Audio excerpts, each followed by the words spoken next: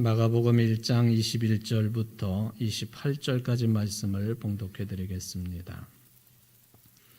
그들이 가버나움에 들어가니라. 예수께서 곧 안식일에 회당에 들어가 가르치심에 무사람이 그의 교훈에 놀라니 이는 그가 가르치시는 것이 권위 있는 자와 같고 서기관들과 같지 아니함일러라. 마침 그들의 회당에 더러운 귀신 들린 사람이 있어 소리질러 이르되 나사렛 예수여, 우리가 당신과 무슨 상관이 있나이까? 우리를 멸하러 왔나이까? 나는 당신이 누구인지 아노니 하나님의 거룩한 자니이다. 예수께서 꾸짖어 이르시되 잠잠하고 그 사람에게서 나오라 하시니 더러운 귀신이 그 사람에게 경련을 일으키고 큰 소리를 지르며 나오는지라.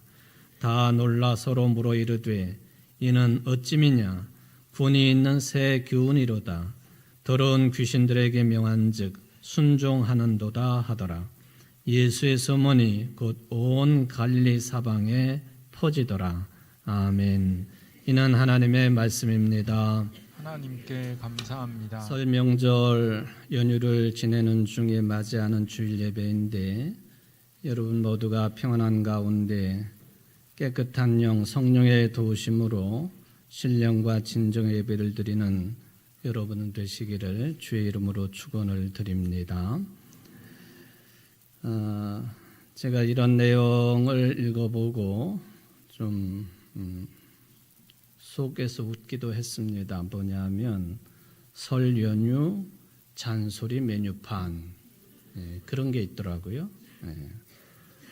근데 온라인상에 올라온 글입니다만은 이런 내용으로 시작을 했습니다. 그동안 무료로 제공되었던 저에 대한 걱정은 올해부터 유료 서비스로 전환되었습니다. 선결제 후 이용 부탁드립니다. 잔소리 메뉴판이 공개가 됐습니다. 재미있으라고 하는 내용이긴 합니다만은 여러분들이 모두 다 거의 대부분이 어르신들인데 여러분들은 얼마나 이 메뉴판에 따라서 벌금을 물으셨는지 한번 제가 안내를 해드릴 테니까 좀 판단, 계산을 좀 해보셨으면 좋겠습니다. 잔소리별 가격이 매겨져 있습니다. 어느 대학 갈 거니 10만 원. 돈 많이 모았어? 10만 원. 살 좀 빼야 인물이 살겄다? 10만 원. 애인 있니? 10만 원. 좀 높아집니다. 취업 준비는 아직 하고 있니? 15만 원. 차라리 기술을 배워라. 20만 원. 좀 꾸미고 다녀봐. 30만 원. 결혼 슬슬 해야지. 30만 원. 연봉은 얼마나 받니? 50만 원. 아기 가질 때가 되지 않았니? 50만 원. 머리가 좀 휑해졌다? 둘째는 외동은 외롭대. 각각 100만 원. 머리가 휑해졌니? 100만 원이에요. 100만 원. 그리고는 10% 부가세 불포함됩니다. 이런 내용이에요. 잔소리별 가격대입니다. 오늘 여러분들 하나님 말씀, 설교 말씀을 듣는데 이 설도 끝났는데 또 잔소리 하냐 그런 반응이 아니라 진정 은혜의 말씀 받아들이는 여러분들 되시기를 간절히 바랍니다. 오늘 본문은 마가복음서입니다. 복음서 중에서 가장 먼저 기록된 것으로 알려져 있습니다. 그래서 특징이 있어요. 다른 복음서들에 비해서 처음부터 서둘러 가지고 예수님의 공생의 활동으로 빨려 들어가는 듯한 그런 느낌을 줍니다. 그래서 예수님의 공생애가 요한으로부터 세례 받음으로 시작되기 때문에 첫 내용부터가 세례자 요한에 관한 내용입니다. 세 번역으로 읽어보면은 세례자 요한이 광야에 나타나서 죄를 용서받게 하는 회개 세례를 선포하였다.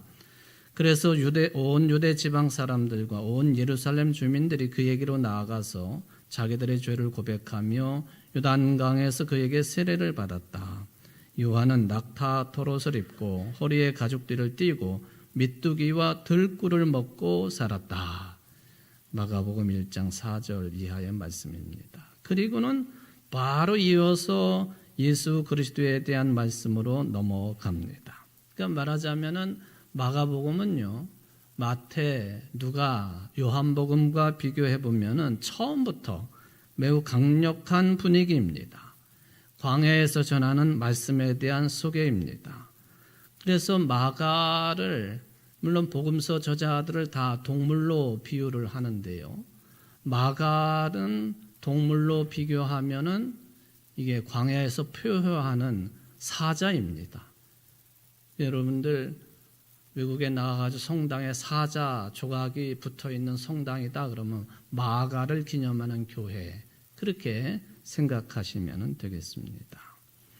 지난번 이집트 성지 순례 때에 이집트의 두 번째 큰 도시인 알렉산드리아를 방문을 했습니다.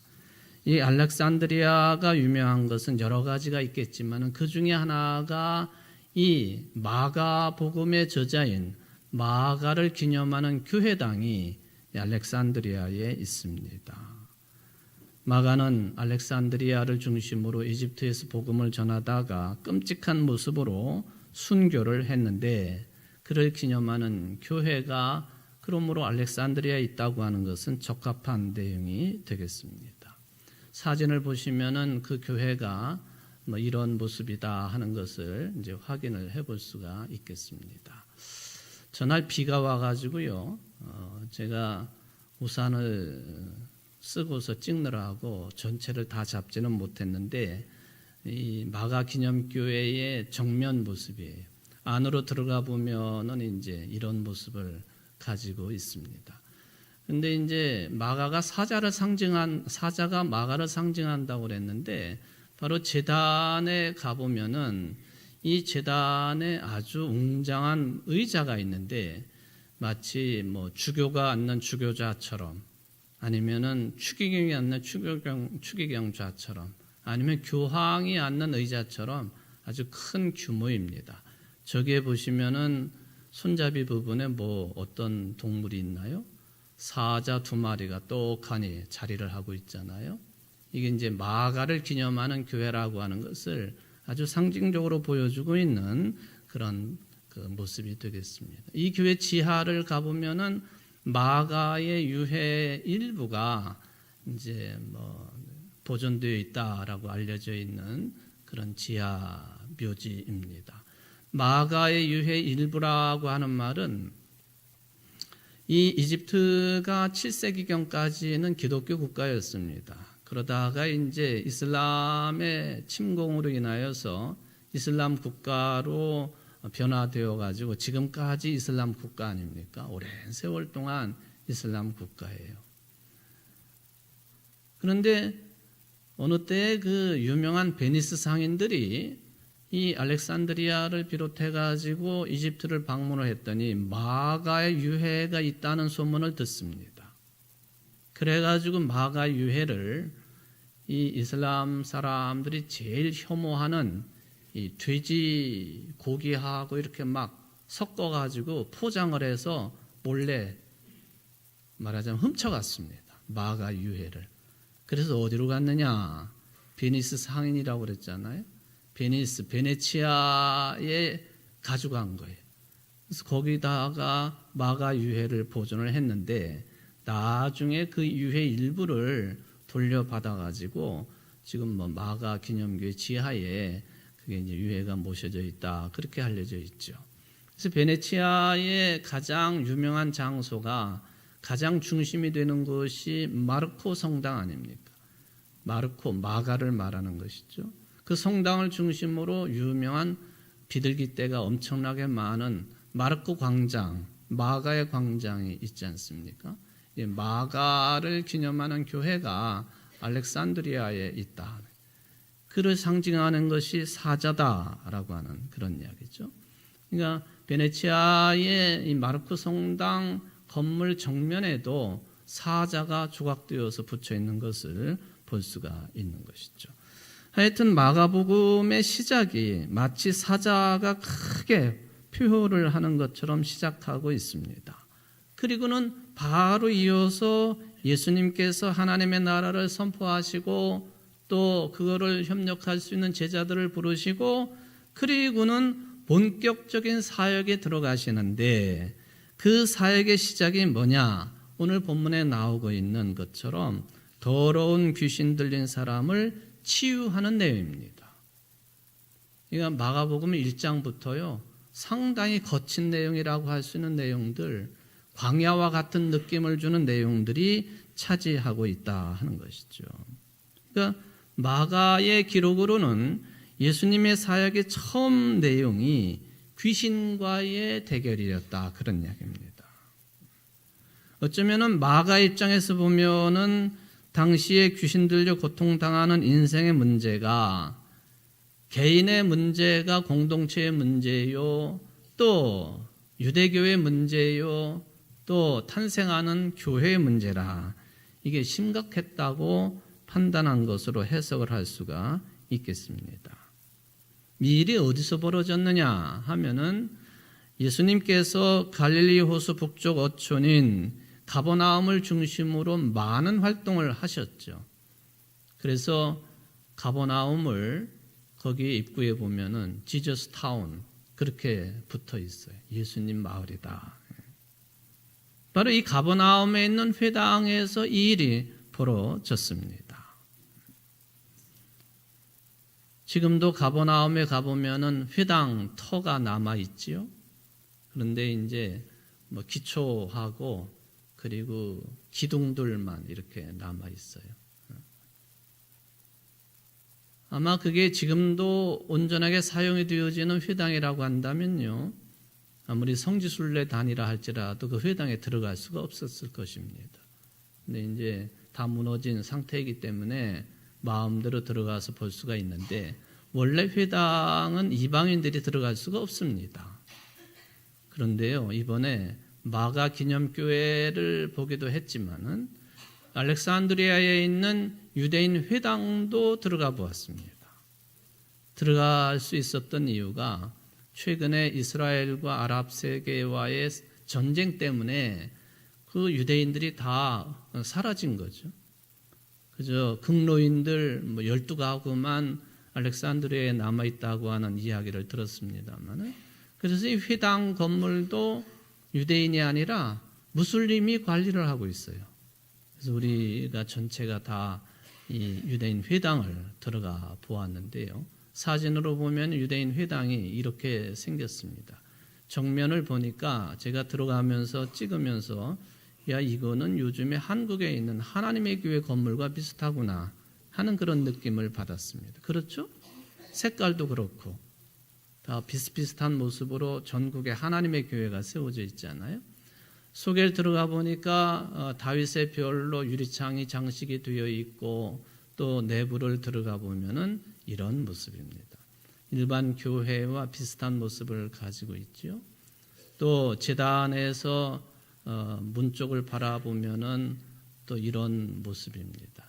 우리 교인들이 몇 분이 보이시기도 하는데 하여튼 이 회당을 들어가 보았어요. 물론 모든 회당이 이런 모습을 가지고 있는 것은 아닙니다만은 어쨌든 하나님의 말씀이 읽혀지고 해석이 되어지고 설교가 되어지고 그리고 남자 유대인이라고 한다면 그날 들려지는 가르쳐지고 설교되어지는 그런 하나님의 말씀에 대해서 자기 생각을 이야기할 수 있고 발표할 수 있도록 하는 것, 기도하는 것, 그것이 바로 유대인의 아주 중요한 집회 장소인 회당입니다. 오늘 본문 21절에 따르면요, 적어도 랍비가 되려면 적어도예요. 창세기부터 신명기까지 소위 말하면 모세오경 또는 토라 율법서라고 하는 이 내용을 토시 하나도 틀리지 말고 다 외워야만이 랍비의 자격이 있다고 이야기를 하지 않습니까? 예수님을 사람들이 랍비라 불렀습니다. 그러니까 예수님께서 그런 자격이 있으시기 때문에 회당에 들어가셔서 말씀을 설교하셨습니다. 이 말씀을 듣고 사람들이 반응을 보였습니다. 무사람이 그의 교훈에 놀라니 이는 그가 가르치시는 것이 권위 있는 자와 같고 서기관과 같지 아니함일러라.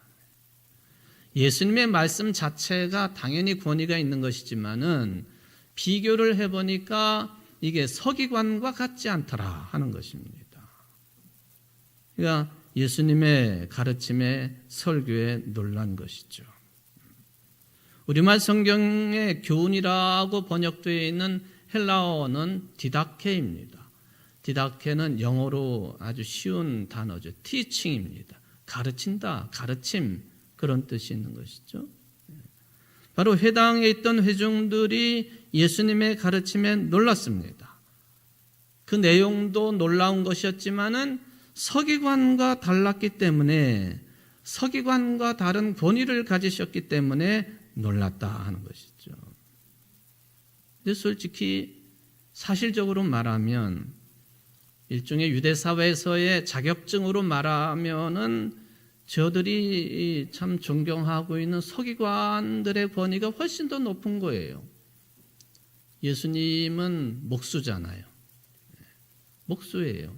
나사렛 촌사람입니다.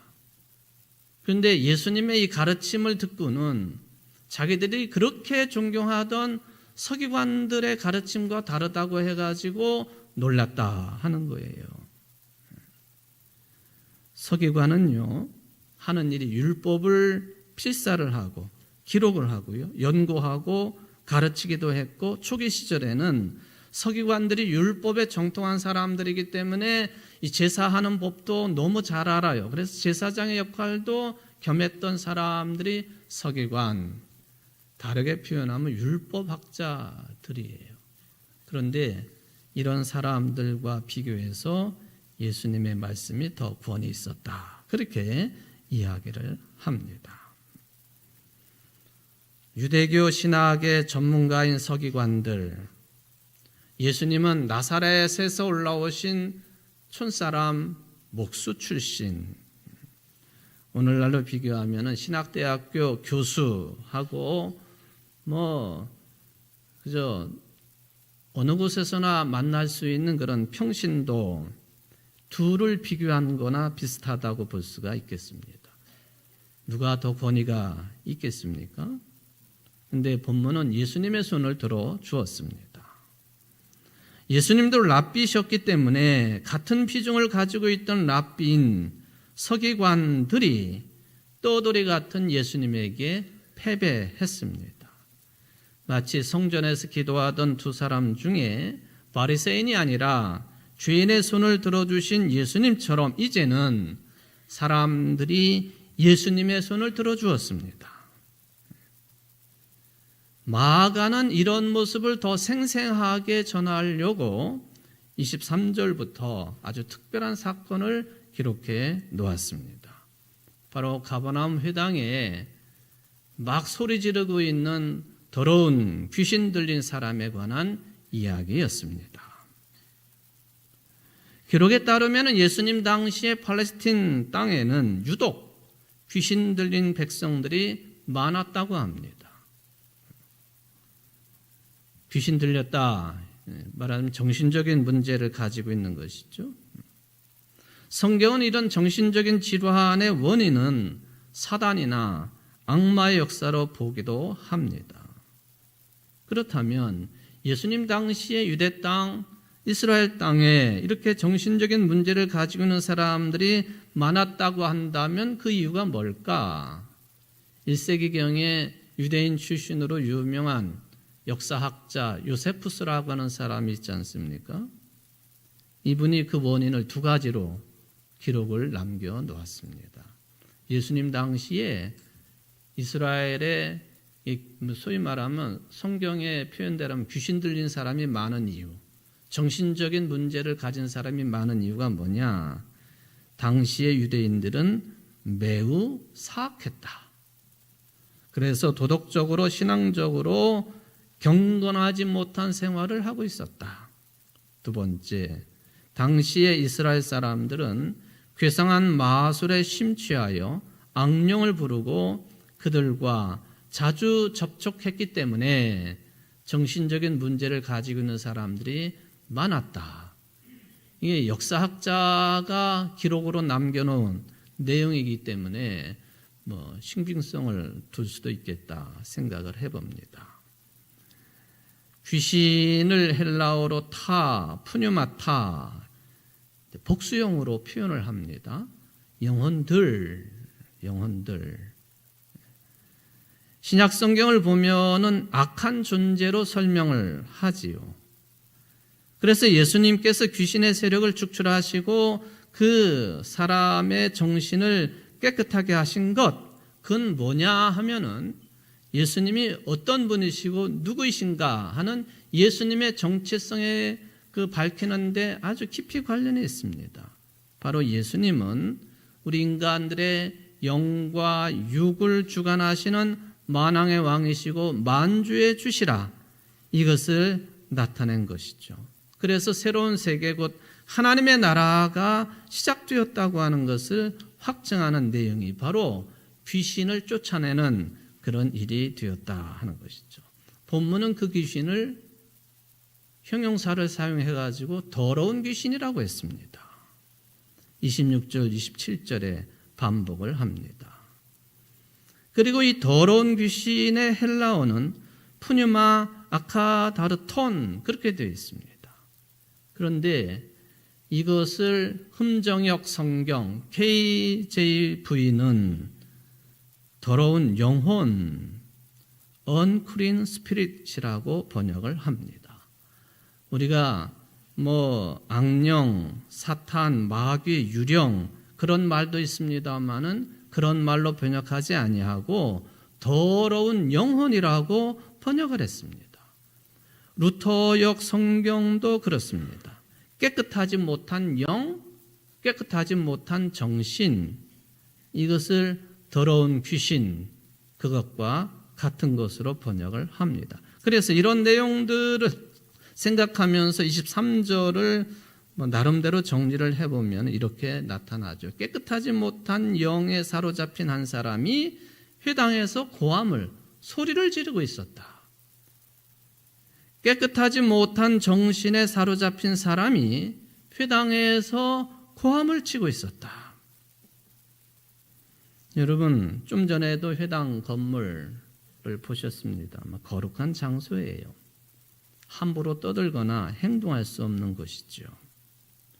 사실 회당은 현재 교회당의 원형은 아니지만은 지금의 교회당과 비슷한 내용이라고 봐도 틀리지 않습니다. 하나님의 말씀이 들려지고 읽혀지는 곳, 죄인인 인간이 전능하신 치유자이신 하나님께 기도하는 곳, 이게 교회당, 교회이죠.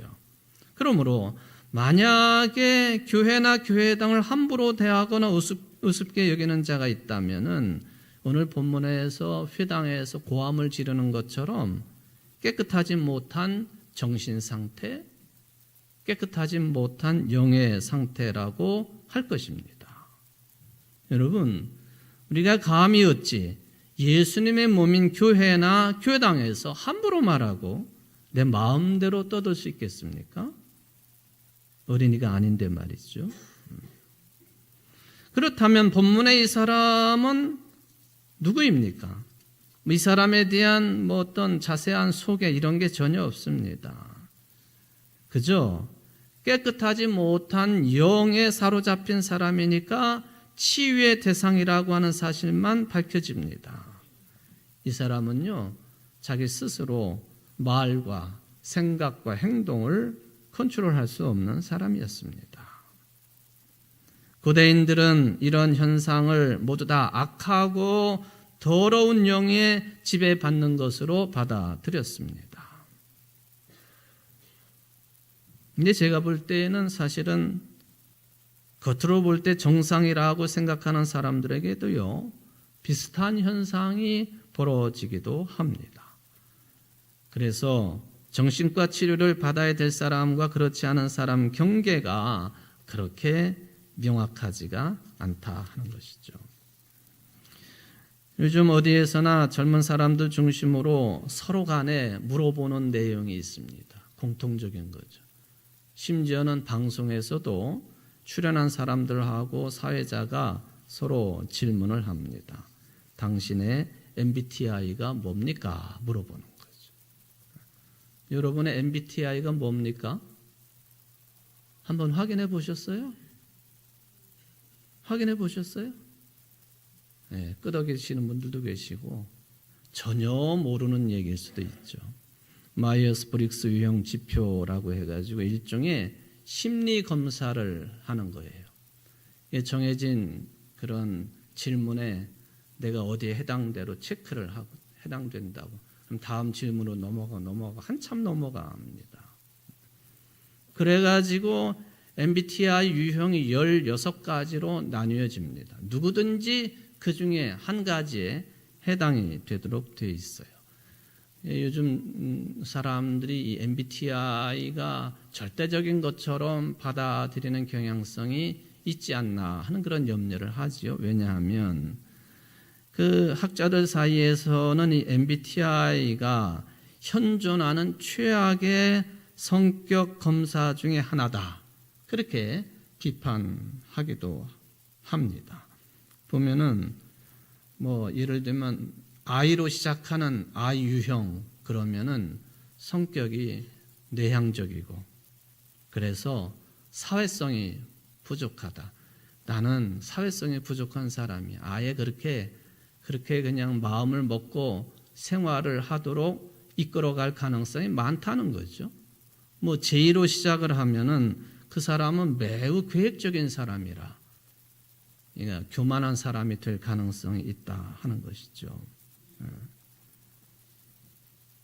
그래서 자기 자신을 합리화하는데 MBTI 유형을 이제 활용을 하는 경향성이 강하다. 물론 나름대로의 긍정적인 측면이 있습니다만은 이런 위험성도 있다는 거예요. 여러분 이건희 목사의 MBTI는 뭘 것 같아요? 저는 한 번도 이 조사에 응해보지 않았는데 설교 준비를 하면서 할 수 없이 MBTI 질문에 응해봤습니다. 그래가지고 한참을 뭐 여기 체크하고 저기 체크하고 뭐 어떤 질문에는 조금 더 생각이 필요한 부분도 있었고 어떤 부분은 거의 대부분 슬슬 지나갔습니다만 저는 I로 시작해요. 굉장히 내향적인 사람이라 맞는 것 같아요. 다 풀어보면 INTP, P형, INTP, P형. 뭐라고 되어 있느냐 하면 논리술사 성향이다. 그렇게 되어 있습니다.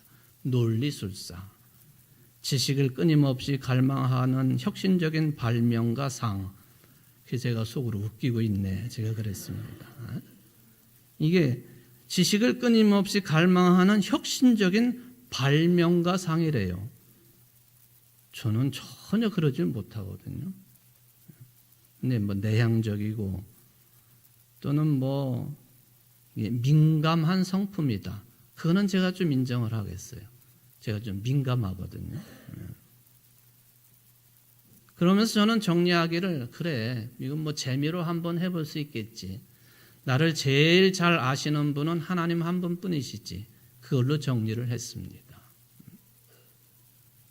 일반 사회에서는 사람들을 소위 말하면 어떤 사람을 악한 사람으로 구분을 할까요? 기준이 뭘까요? 우리나라 인지심리학자 중에 김경일 교수라는 분이 있는데요. 이분이 사회적으로 볼 때 이런 사람은 악한 사람이다. 이런 성향에 빠져 있는 사람은 악인이다. 그렇게 나름대로 구분을 했습니다. 그 첫 번째가 사이코패스. 사이코, 정신의라고 하는 뜻이죠. 이게 그리고 패스, 무엇의 결핍, 정신적으로 결핍 상태에 있는 사람, 사이코패스. 이게 사회적으로 악인이다 낫다. 그것보다는 악인이 될 가능성이 많다. 뭐 그런 것으로 저는 받아들입니다. 마음이 결핍된 질병을 가지고 있는 사람. 사이코합니다만은 사이코패스의 준말이죠. 우리나라에서는 2004년 유명한 유영철 사건이 있지 않았습니까? 이때부터 사이코패스라고 하는 말이 일반화되었습니다. 왜냐하면 이전에 연쇄 살인범들과는 다르게 뭐 돈을 요구한다든지 금품을 노리고 살인을 벌인 것이 아니라 철저하게 사람을 죽이는 것을 목적으로 범행을 질렀기 때문에 유영철을 사이코패스로 판단을 한 거죠. 수사를 하는 데 있어서도 이게 굉장히 중요한 내용이 됩니다. 이런 성향의 사람들은 타인의 고통이나 감정에 공감의 능력이 아예 없거나 또는 조금 있거나 자신을 제외한 것에 대해서는 거의 감정을 느끼지 않는 그런 사람, 사이코패스라 그렇게 구분을 한다는 것이죠. 그러니까 생각나는 대로 말하고 생각나는 대로 즉시 행동하는 특징, 사이코패스를 총집약하는 특징이라고 볼 수가 있겠습니다. 이 김 교수가 두 번째로 소시오패스를 들었습니다. 사이코패스, 소시오패스, 반사회적인 인격 장애를 말하는 것이죠.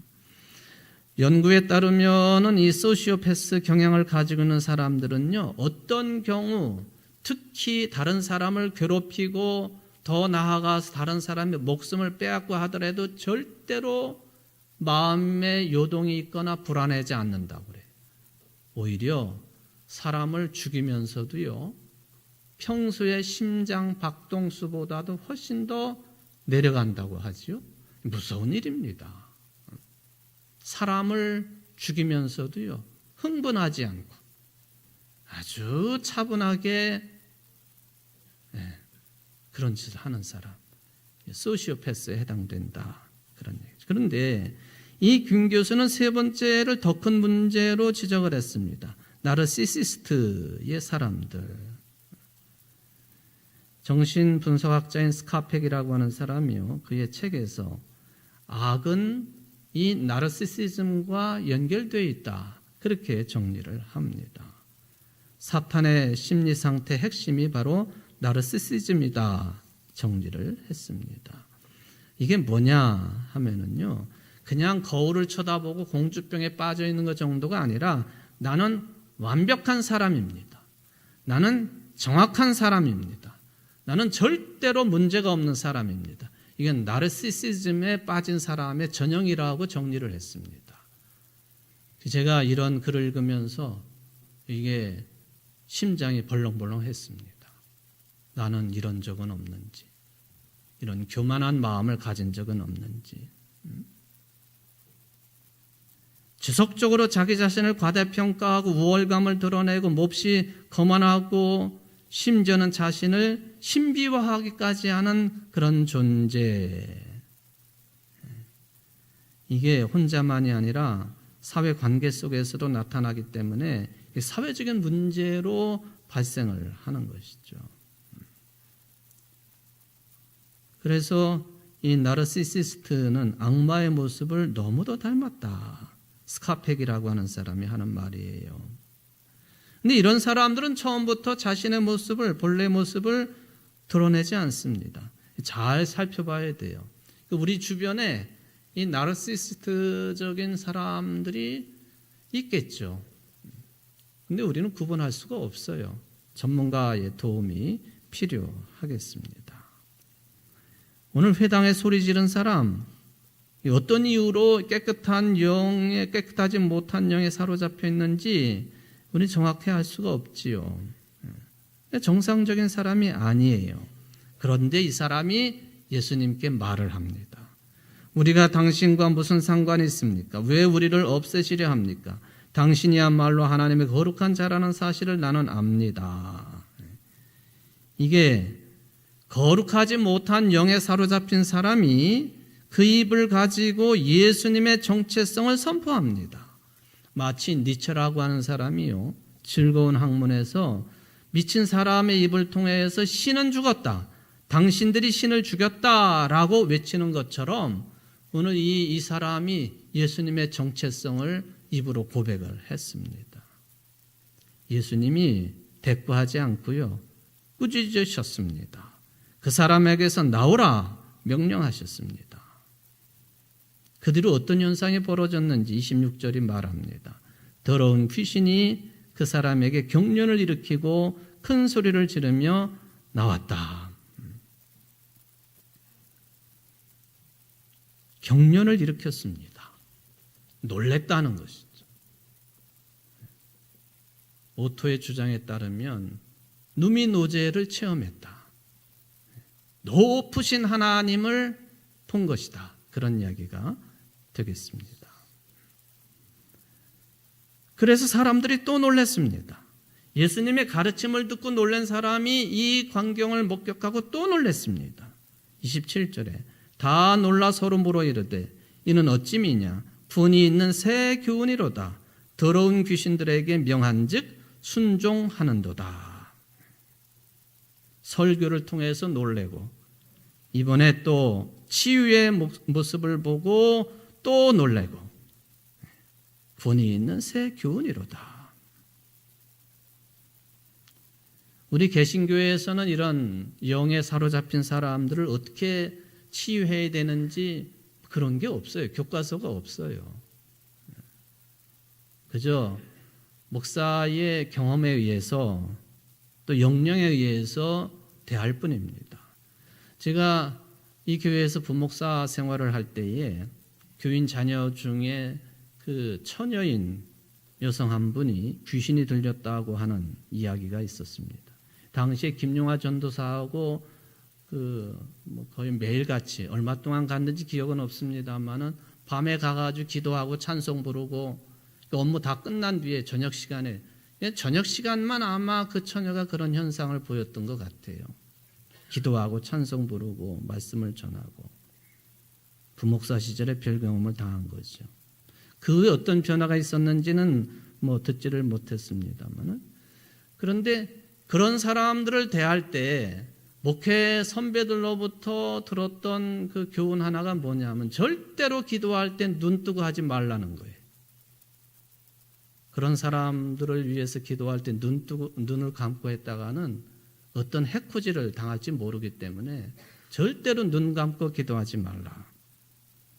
그래서 그날이에요. 그날 하여간 눈을 뜨고 말씀을 전하고 찬송 부르고 마지막에 눈을 뜨고 기도를 하고 있었습니다. 그랬는데 이 여성이 부처마냥 가만히 앉아 있었는데 기도를 시작하는데 엎드려요. 쭉 엎드려. 마치 무슨 부처 앞에 절하는 것처럼 쭉 엎드려가지고 손을 쭉 뻗어요. 그 손이 나한테 가까이 다가와요. 쭉 뻗는데 조그만 방에서 그런 일이 벌어졌거든요. 제가 눈을 뜨고는 속으로는 기도하지만은 속으로는 그러면서 기도를 한 거예요. 그게 어쩌지 이거? 이러다가는 내 발을 만지고 가만히 있으면은 발을 만질 테고 또 그 다음에는 또 어디까지 오겠다. 내가 그 생각을 한 거예요. 그래서 기도를 딱 멈췄습니다. 맞췄죠. 그랬더니 원래 앉은 모습으로 싹 돌아갔습니다. 이게 우리는 교과서가 없어요. 오늘 여러분 설교가 좀 길겠습니다. 점심을 안 드시니까 좀 편안한 마음으로 들으십시오. 근데 이웃 종교인 가톨릭에서는요, 이러한 부마자들, 말하자면 육신에 마귀가 붙거나 귀신 들린 사람을 부마자라고 그러는데 이런 사람들 치유 목회에 대한 체계적인 과정이 있다고 하는 것을 제가 설교 준비를 하면서 확인을 했습니다. 그래서 교황의 허락을 받든지 아니면 청주 지역 같으면은 저 내덕동 성당이 주교가 있는 주교자 성당인데 주교의 허락을 받고 치유, 부마자를 위한 치유를 할 수 있도록 되어 있습니다. 아무렇게나 내가 하고 싶다고 하는 게 아니에요. 주교의 허락을 받아야만이 그런 정신적으로 문제 있는 사람을 위해서 치유 활동을 할 수 있다는 것이죠. 그런 일을 하는 사람을 보통 구마사제라 그렇게 부르더군요. 여러분, 저는 어려서 엑소시스트라고 하는 영화를 본 기억이 있습니다. 엄청나게 무서웠거든요. 근데 최근에 우리나라 영화 중에 검은 사제들이라고 하는 영화가 있었죠? 보셨나요? 그 여성들이 막 좋아하는 아주 잘생긴 강동원이라고 하는 배우가 나오는 그런 영화죠. 근데 이 제가 알고 있는 이 서운동 성당의 주교이셨던 그 신부님이 우리나라의 유일한 구마사제, 바티칸에 가가지고 3년 동안 그 구마를 위한 교육을 받고 또 실전에 응하고 그래서 자격증을 가지고 있는 유일한 구마사제예요.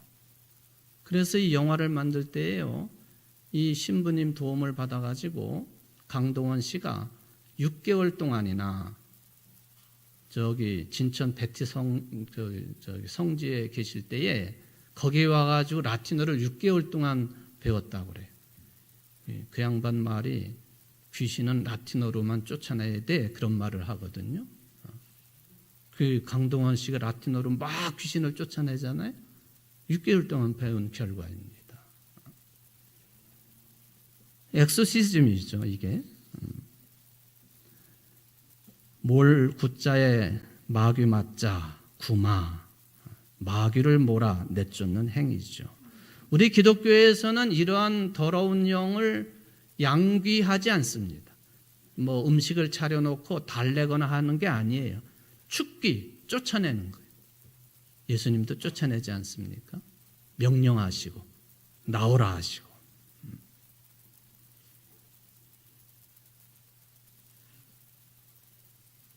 이 구마사제인 이분이 얼마 전에 그런 이야기를 하셨습니다.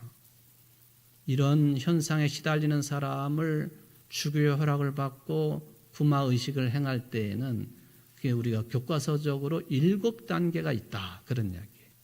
첫 단계가 뭐냐, 이게 속에 있는 어떤 사람을 지배하고 있는 그 세력이 이 사람 속에 있다고 하는 것을 드러내는데 인격을 장악하고 있고, 그래서 사용하는 언어를 보면은 죽음이나 자살을 자주 언급을 하고 존재감을 드러낸다고 하는 것이죠. 그러니까 이 사람은 내 것이다. 그런 단계가 처음 단계라. 두 번째, 그러다가 위장 전술을 편다는 것이죠. 신부님이 신부님 저 다 나았어요. 아니 가세요. 저 다 나아서 괜찮아요. 깨끗해요. 정상이에요.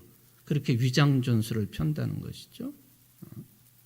그래가지고 그 구마사제들로 하여금 교만에 들게 만든다는 거예요. 아, 내가 1단계를 했더니 벌써 나았어.